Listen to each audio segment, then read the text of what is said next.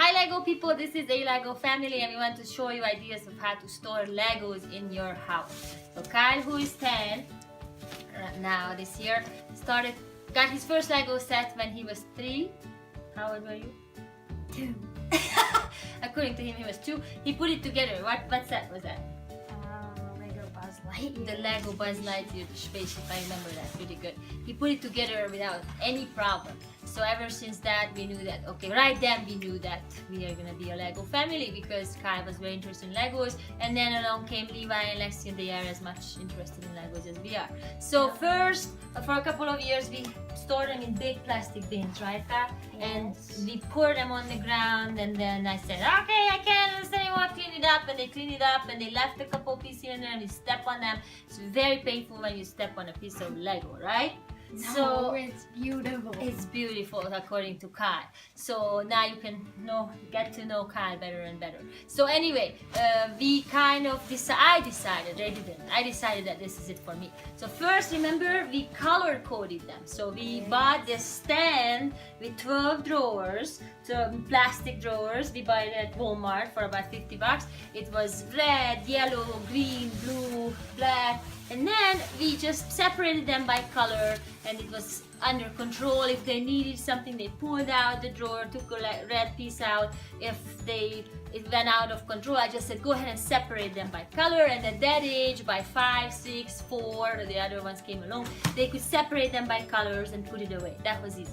So about a year and a half ago, I decided that this has to change too. It wasn't organized enough. Probably I'm completely obsessed about organizing Legos. So I went online on Pinterest and watched videos and tried to figure out how people organize their Legos, and I hardly could find any information about it. The closest was the color coding little drawers that we already did, but I wanted to go further. So I started to look at what Lego master builders do and how do they work, and how do people, adults in their basements, in the Lego rooms, organize their Legos or Lego stores. And that's how I came up with the idea that we need little bins. Now Lego master builders, they have a huge table and they pull out little drawers, long drawers or short little drawers, take the piece out and put it back. So theirs is way more organized than ours, but I thought we needed something that was child friendly, easy to clean, easy to keep it organized, and it's not easy, but you will see. Here's our Lego storage.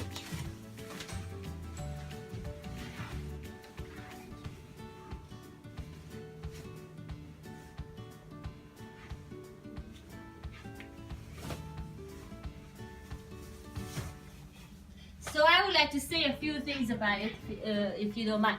So basically, I came up with the little bin ideas, and the little bins came from the idea that I wanted something that is not too deep. We tried deep things before with Kai, and it was hard to dig down. So I wanted something that has an inch or two of Legos in it. It's easy to look through it. It's easy to move it. So these ones are organized by color and by shapes. So different colors, hold on Lexi, different colors by different shapes and stacked up. Now these ones also could be hung on the wall. So we still didn't get to that point, but eventually I would love to hang them in lines on the wall so they can individually lift them up. Because now they are stuck on the top of each other, and if you want this one, you have to lift up the whole row, and that doesn't work very well. So it's better to hang them on the wall, and you see, that's what happens exactly. So that's why I would recommend you to buy the bins that can actually be hung on the wall. It works much better.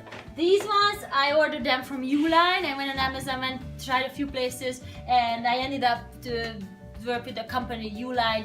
The shipping is expensive. These are not expensive. I don't remember. Maybe $1 or a little more than $1 each.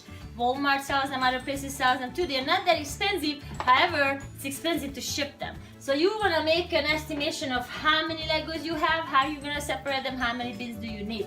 So I started with the little bins. We separated them by color, and then you can see here red, black, white, gray, and then we have the minifigure pieces, legs, torso, heads, hair pieces, let's say What are these, Kyle? Weapons. Swords. Weapons, exactly. We have animals, and then we created these two lines. These are, we call them the specialty pieces.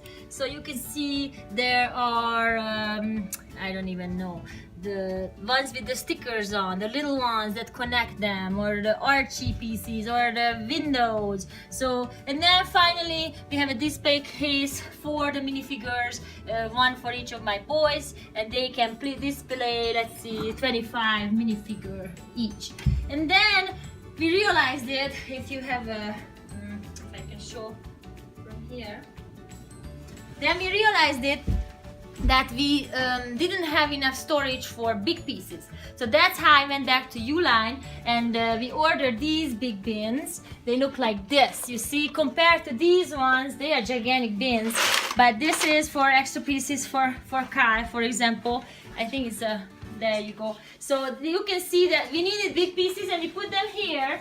We put them 1, 2, 3, 4, 5 here under a table, 5 there, and then we have 2 here on the side. So basically these ones are very important because you will have pieces like let's say these ones, and these pieces, Lexi Levi.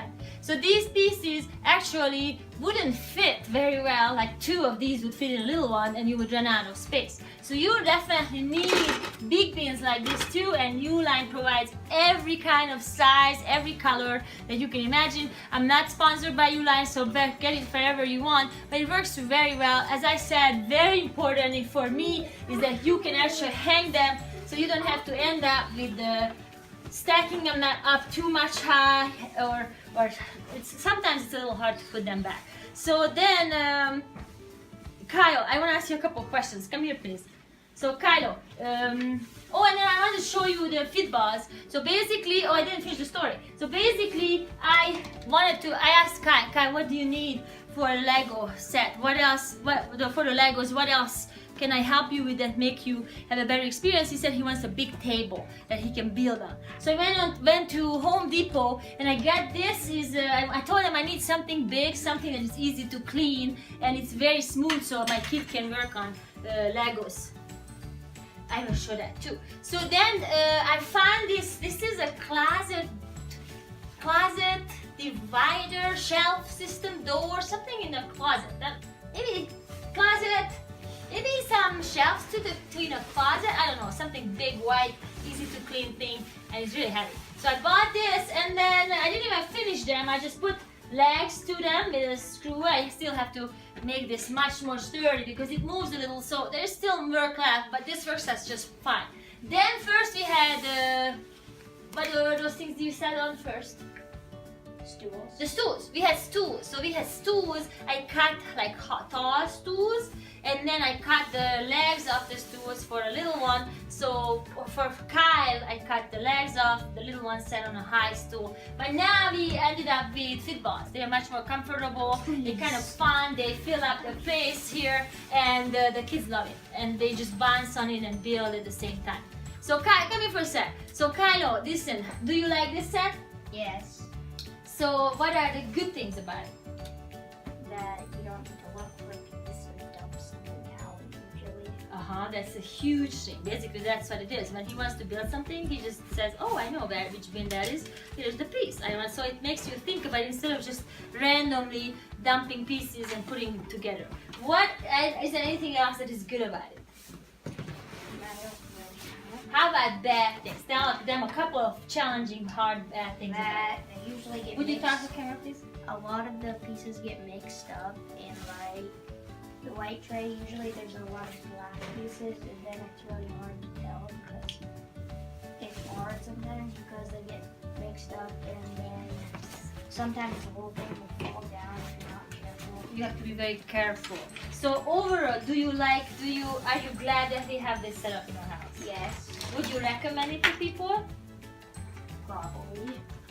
No, honestly, would you? Because earlier you said to me, oh, no way.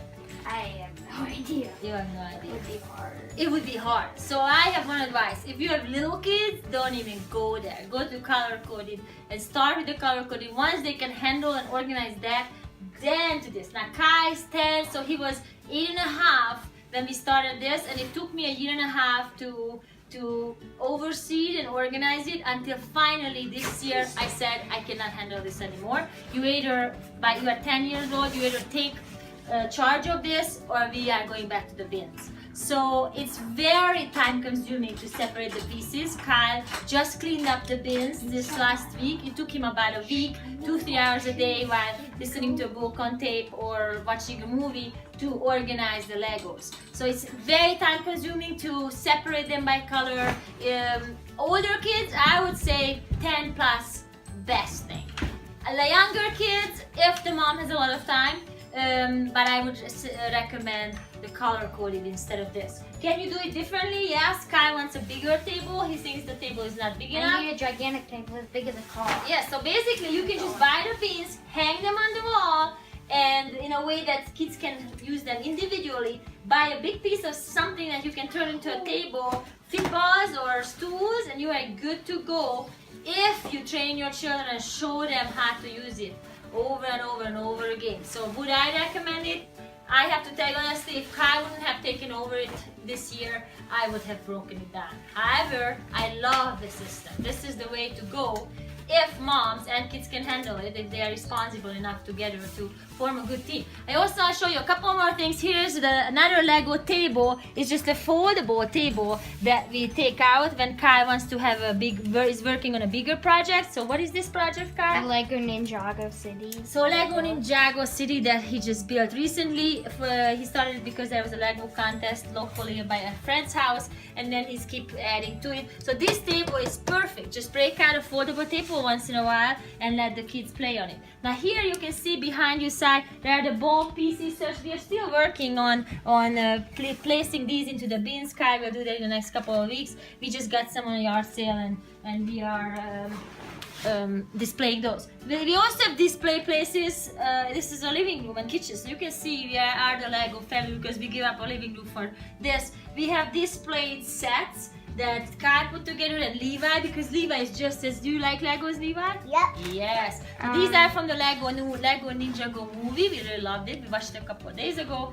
Actually yesterday, Friday, when it came out, September 23rd. Not And then we have our Lego robotic sets here. So these are, let's see, these are Lego Vidu, simple machines, EV3, simple and powered machines, Vidu 2.0, and the Lego EV3 core set.